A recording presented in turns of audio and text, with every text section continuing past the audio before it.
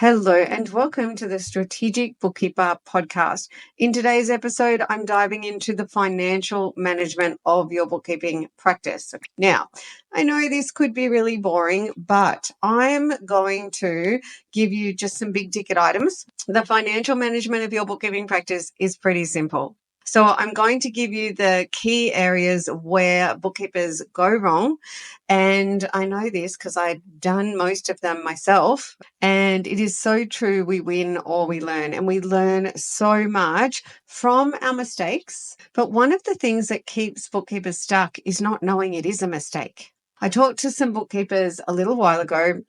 Was a lovely pair of bookkeepers looking at joining my program, and they told me something that they were doing, and they were pretty fresh. That hadn't been in practice that long, maybe a year or so, and they were completely unaware that they were breaking the rules of the game, that they were building a broken practice. And I'm going to dive into this in the episode, right? But when I let them know, it was such a shock to them and very hard to accept. Okay. I've talked to you before about the 3 A's to change: acceptance, or awareness rather, acceptance and action. So this was a case of, if you have a belief and then I tell you that's wrong, just awareness, I've made you aware, you may completely refuse to accept it. And if you don't accept it, if you accept your belief as true, you're not going to take action. Why would you? Usually that's much later on when the numbers just don't add up. Okay. So what I mean is the net profit is not exactly where it should be. Okay. You might start to think, oh, that thing Jeannie told me, maybe there was something in that. So as we dive into this episode, it's really simple. It's just whether you believe me. Just remembering I've been there, done that. I've seen it all, and I'll see you in the episode. I'm Jeannie Savage, the Strategic Bookkeeper. I've been in practice for 14 years, but more importantly, 5 years in, I achieved a lifestyle practice. This means I scaled my business, could take my hands off the wheel, and draw a nice six-figure income while being time rich. And that's what I call my dream on my terms. I was recently awarded Women in Finance Innovator of the Year, recognizing my book, my podcast, my program, and my impact globally. The Strategic Bookkeeper is my life's work, and the opportunity to help bookkeepers globally achieve the income and lifestyle that sets them free absolutely fills my cup. Please do connect with me on socials at the Strategic Bookkeepers Way private Facebook group, or shoot me an email, hello@thestrategicbookkeeper.global. The financial management of your business or your bookkeeping practice. So in my new book, which at the time of pre-recording or batch recording this podcast, I would hope that that book is out now, but just in case it's not, I'll keep the title top secret. But in chapter 2 about getting it done, we go into mindset, productivity, and mechanics. And as part of mechanics, I touch on financial management, and I go into 3 key areas, being budget blowouts, the wrong people in the wrong places, and bigger is not better. So I might expand on those today, but in general, I just want to give you some food for thought so you can think about whether you are making all the right decisions in terms of the financial management, the areas that I see bookkeepers go wrong.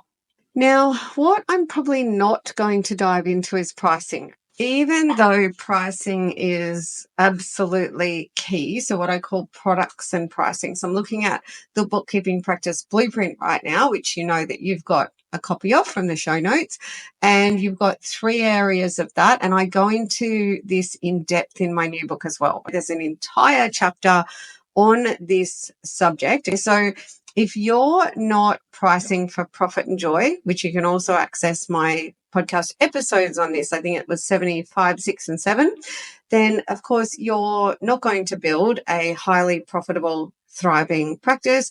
And then generally that will lead to you not having raving fan clients, and definitely you'll not end up with your dream on your terms. Okay.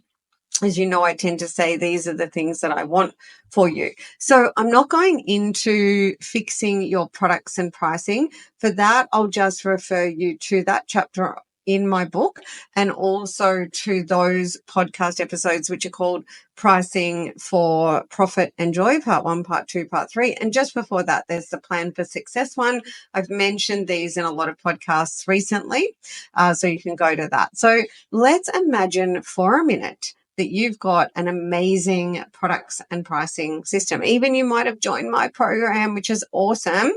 I want to go beyond that. So the first one that I am going to tackle, the wrong people in the wrong jobs and budget blowout. So one thing I see bookkeepers get wrong is they go, and I've seen this recently and it breaks my heart, they hire people they can't afford. It is that simple in some ways. So for example, let's say you are a solo bookkeeper and you know that you need some help with marketing, admin, and a few other things. So I've just wrapped recording a podcast. I'm not sure if it would have been the one before this because my team rolls them out for me, but it was on standard operating procedures. Okay. And in that, I was telling you how you've got practice admin, you've got client work, you've got HR, but you've also kind of got the general admin, the marketing admin as well. So let's say you're all by yourself and you establish, because there's all these millions of things to do, that you need help with social media creation and social media posting and some of the general admin like checking your emails and also the practice admin, client onboarding and things. So you think, oh, well, I better get someone to help me with that.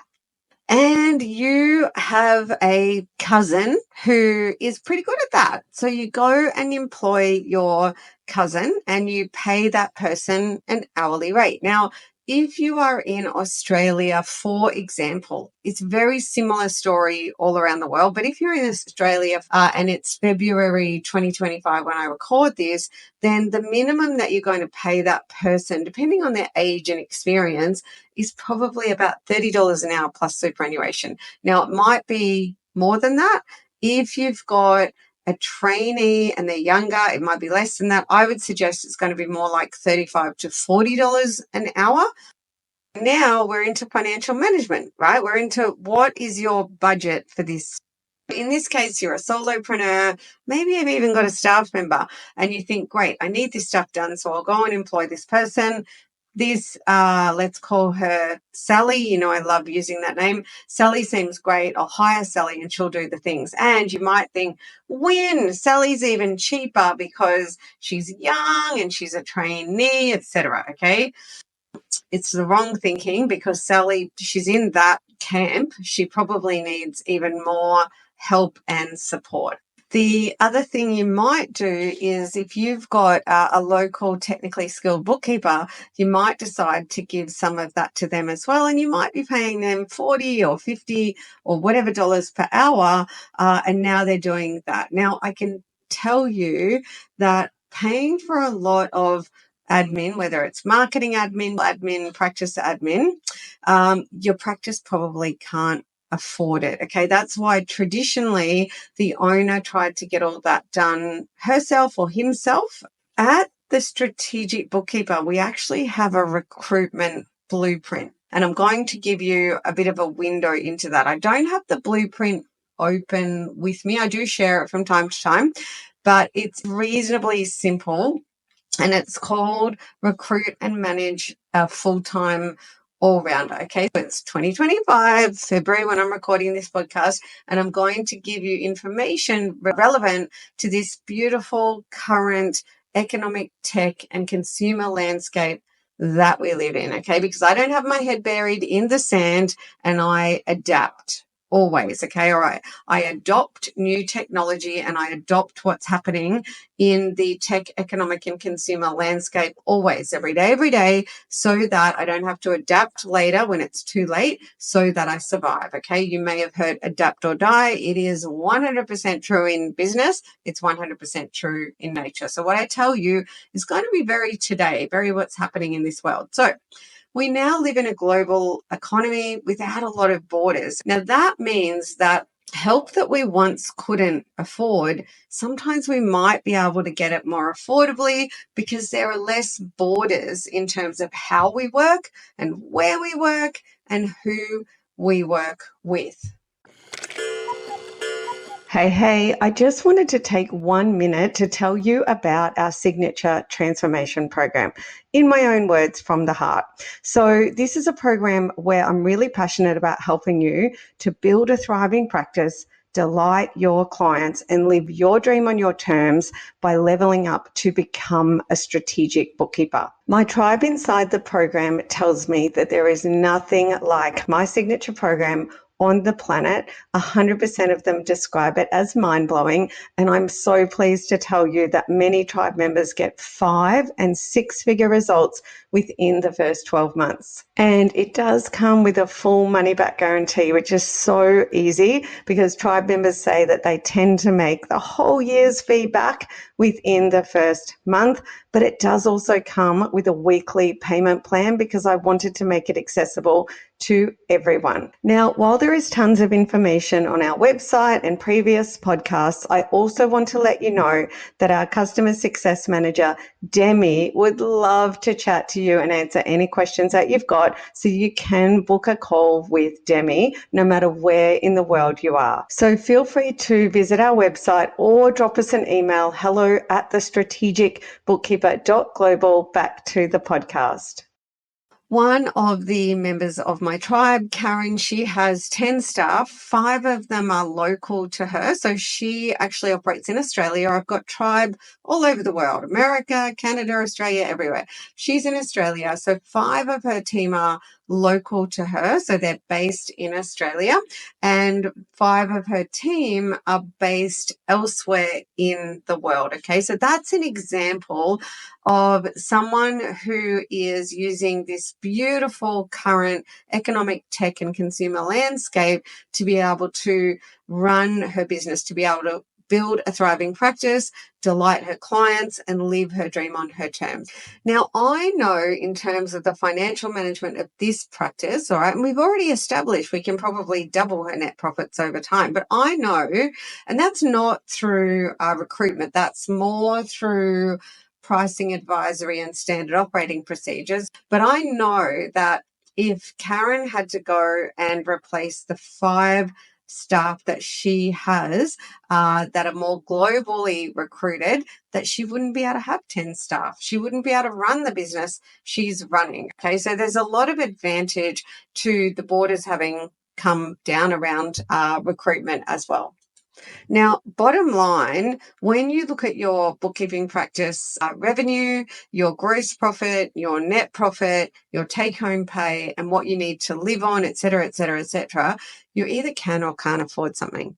And what I see is bookkeepers recruit expensive admin that they can't afford, or even if it's not expensive, but they can't afford it. So you've got 2 options. Either don't recruit them and deal with it yourself, or find a solution that's affordable. And that is the bottom line. The good news about the back end of your business, okay, so you've got front end, brand marketing and selling, and then back end, everything else. General admin, practice admin, marketing admin, you've got the do the work stuff, you've got HR, etc. The good news about that is very black, white, and linear. Okay, brand marketing and selling, my goodness, paint at a canvas, Picasso, but it's really simple. Either the numbers stack up or they don't. And if you look at those of us that are having success, so success leaves clues, we have the financial management of our business right. Okay. So you should be making a 66% gross profit when you average out your clients at least or higher. Okay. I was able to achieve that 66% years ago, years and years ago. Prior to that, we were lower, and I realized I needed to adapt, I needed to adopt, I needed to change up my practice to keep with the times. So we went on a journey to improve that gross profit, to stay viable, to build a highly profitable practice with raving fan clients and all the rewards that I enjoy. So are you making that mistake? Okay, because I also see bookkeepers say, I'm not good at this brand marketing and selling stuff. I'll go and employ someone. Like I spoke to my friend and they said, I'm really good at marketing. So I'll just bring that friend into the business, or I'll employ them and everything will be amazing. Well, I can tell you right now, I have never In my 15 years as a bookkeeper in practice, when I hear these stories, I've never heard someone tell me that it works out. Okay. Now, I will let you know with my hand on my heart that your money is way better invested in the Strategic Bookkeeper Transformation Program, because it is like your sales and marketing team. When you join us, it is like recruiting a 6-figure team. But if you want to know more about that, there's lots of information in podcasts and on our website, and you can always book in to have a chat with the lovely Demi that will direct you to information and also answer any questions that you have. Now, the wrong people in the wrong jobs, I mean, that was one example where you're employing someone that the business just can't afford, okay? And I see it and it breaks my heart. But the second one around wrong people in wrong places is really linked to the people-pleasing nice guy management. Just like I talk about in my first book, The Strategic Bookkeeper, you need to be an A leader and an A manager. So you have an A team. You need to recruit very slowly and fire fast if you need to, because you only want superstars and workhorses, no time wasters and yo-yos. So for more on that, just refer to my first book, and then I expand a little bit in my second book as well.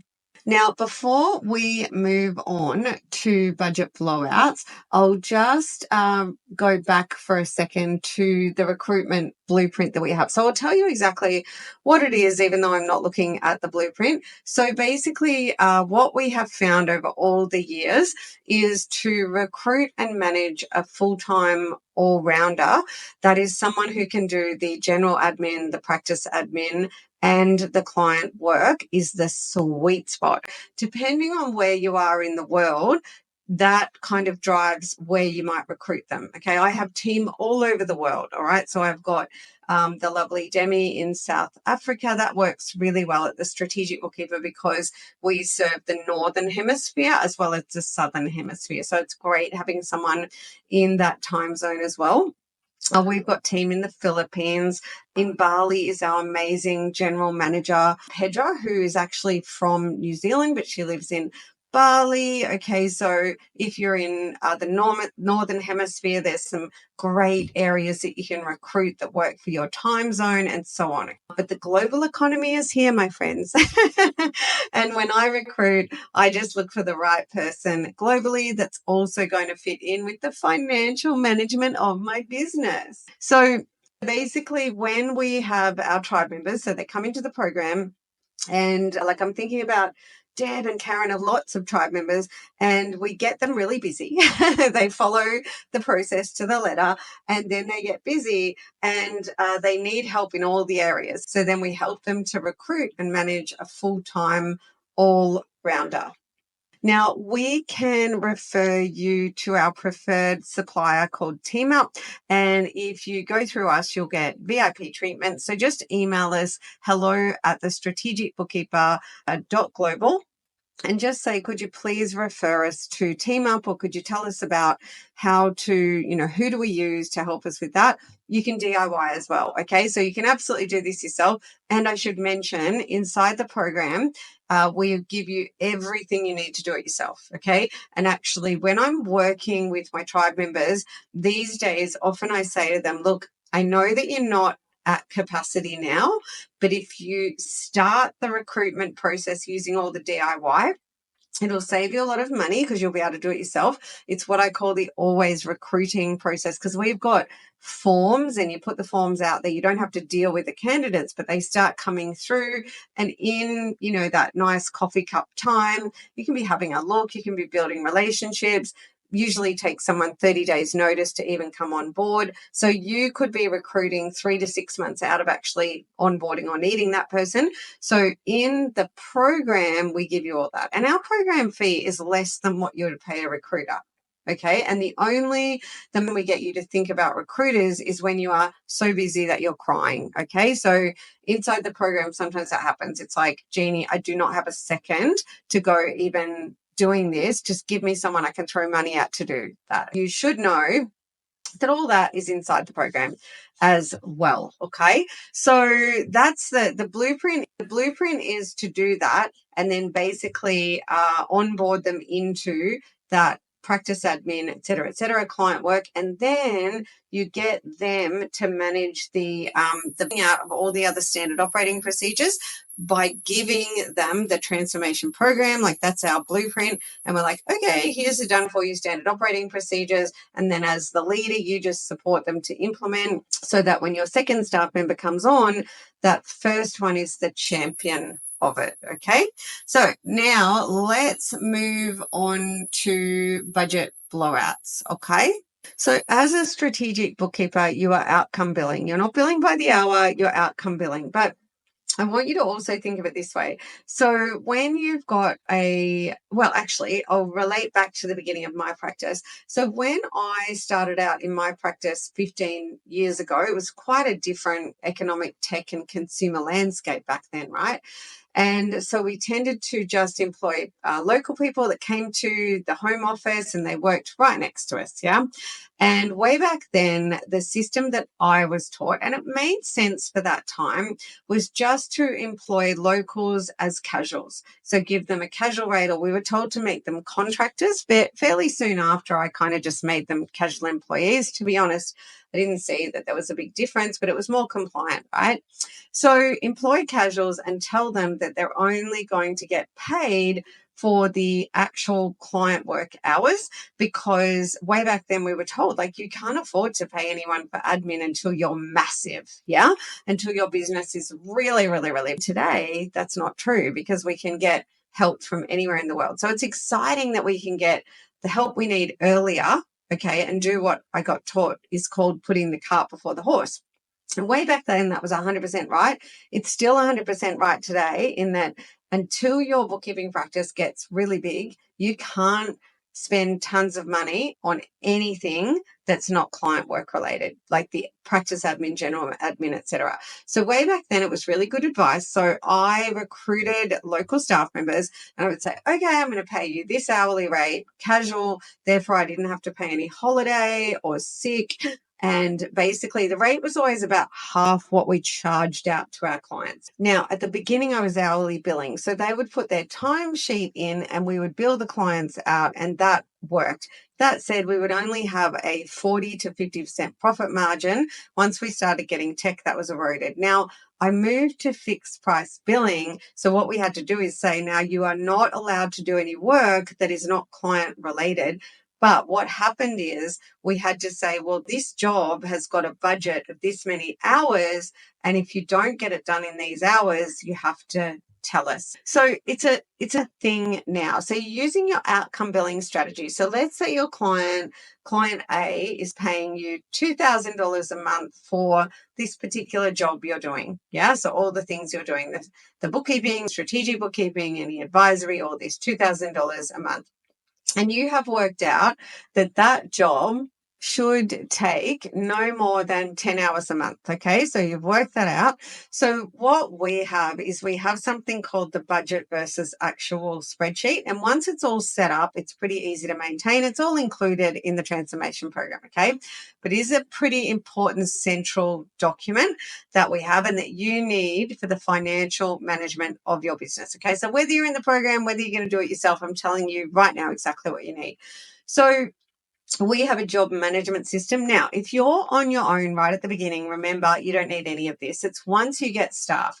And if you're implementing this early, like if you've got one staff member, then it's very easy. Okay. So if, for example, if you're in the program, that staff member gets this sheet and they set it up and manage it, et cetera, et cetera. Okay. You've got lots of staff and you establish right now, oh my goodness, we need this, but the wheels are spinning and I don't even know where to start. Well, your options are to either join us in the program and we'll hold your hand and do it with you, okay? Or appoint a champion on your team to listen to this podcast, read my books, and do it yourself, okay? So choose your own adventure. Okay, so basically you're going to need this spreadsheet where you've got the client jobs, then here's the hours that they should take. We've got the job management system as well, but we have tried all different systems and all different tech, and we still like to maintain a separate spreadsheet, okay? So you've got your job management sheet and you clock your hours in there. Inside there, we've got this job, this is what we're doing, and these are how many hours we anticipate on the job. But you know that the hours go up and down monthly, so it's not a perfect equation. Then inside that spreadsheet, we've got the staff members' hourly rate. So we've got local staff, we've got global staff, and the hourly rate. So then we can look at the client job, what the client is paying us, the hourly budget, like 10 hours, so the budget, then the actual time that was taken to do that job, and then we have a traffic light system. So green, it's good, it's over 66% gross profit. Orange, it's under 66% to a certain amount, I can't remember how much. And then red, we're in real trouble, we need to take action. Now, when we look at that on a monthly or quarterly basis, we can see the traffic light system and we can, work out what action needs to be taken. Remembering when you have a spreadsheet, you have a second set of books, meaning you need to prove the spreadsheet matches your accounting file. So you can just have a formula in there to look at the revenue from your accounting file and match it to the revenue in the spreadsheet, noting for us that any project work we're doing is not in there. So we have some formulas around that. Again, all of this is for you inside the transformation program, which is why I often say just one asset in the program is worth the fee that you pay for the whole year. Okay. All the assets are like, wow. So back to the sheet. So if your traffic light system is orange and red, it's only one of a few things. So one, it might be the client work has increased, therefore you need to revise their package. Two, something wrong with the staff member. They need to be retrained or let go. Three, it's a brand new account and you are getting a handle on it, and therefore there was a budget blowout that month. Okay.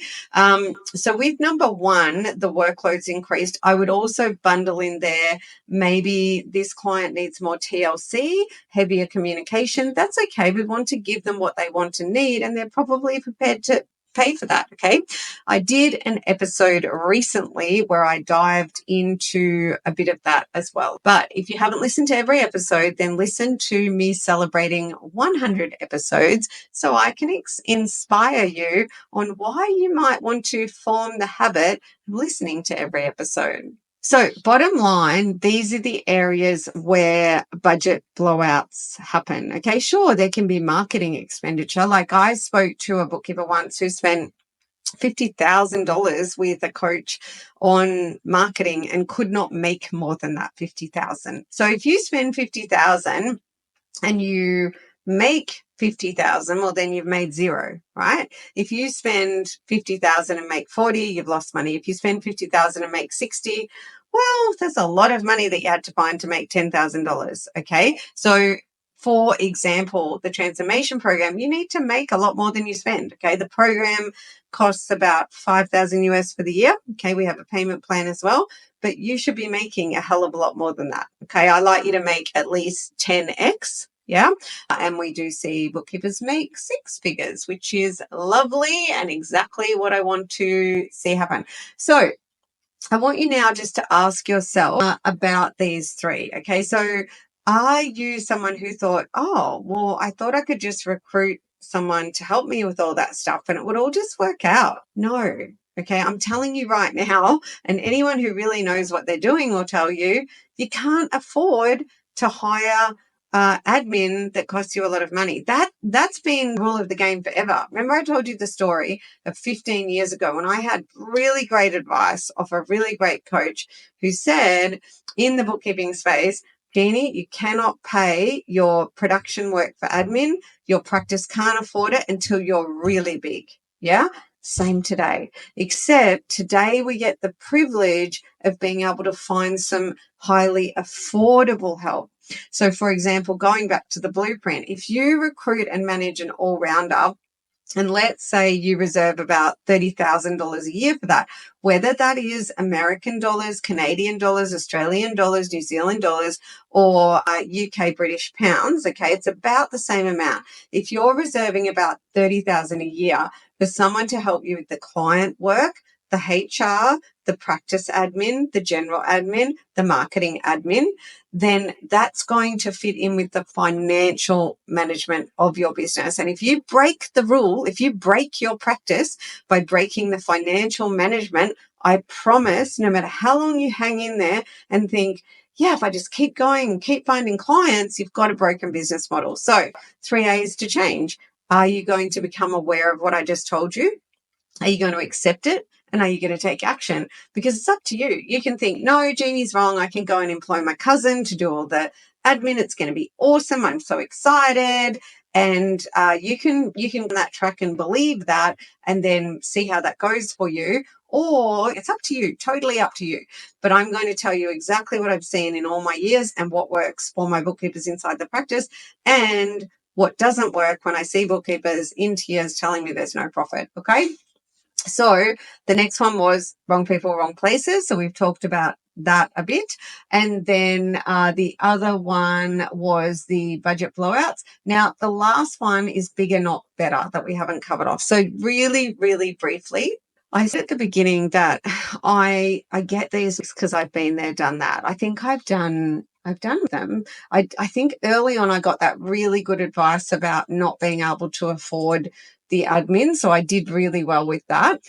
But definitely this one I got wrong. I thought bigger was the way to profit. And I did a really great podcast. I found it. Okay, so it's podcast episode 72. It's called Recruit and Manage Winning Teams with the amazing Meryl from Team Up. So you can feel free to go and listen to that one. So basically, Meryl explains that there's like a sweet spot of you plus 4 or less. So 5 of you total on the team where you can create this small but mighty bookkeeping practice. Once you go beyond 5, it's called the messy middle, and usually you won't make any more profit. You'll just have a lot more headaches until maybe you can break through the 10 on the team and then and might be able to get to that next level. Okay. I personally, small but mighty practices. Okay. And I think that you can build with you plus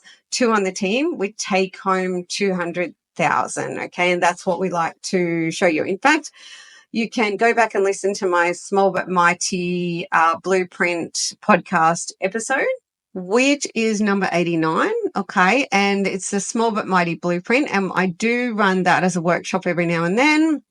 And it is available as a workshop in the starter membership that we have as well.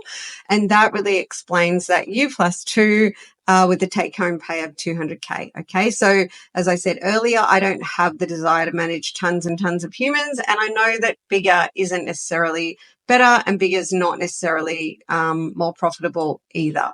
So that's a wrap on the big headliners of financial management of your bookkeeping practice. I hope I gave you some food for thought, and I'll see you in the next episode. Okay, my friend, now it is time to take action. So what are you going to do with what you learned today? The way I see it, you've got 2 options. You can go it alone to try and save some money, or you can back yourself and go for it and join my tribe. And let me tell you, we are knocking it out of the ballpark. That's not a sales pitch. That is me serving you, dare I say, courageously. To find success, I 100% know you need the mechanics, which is like the keys to the kingdom, but you also need to get your mindset right and be super productive. And these are all things I help you with inside the program. I could go on about this forever because I really want this for you. Have a prosperous week, and I'll see you in the next episode.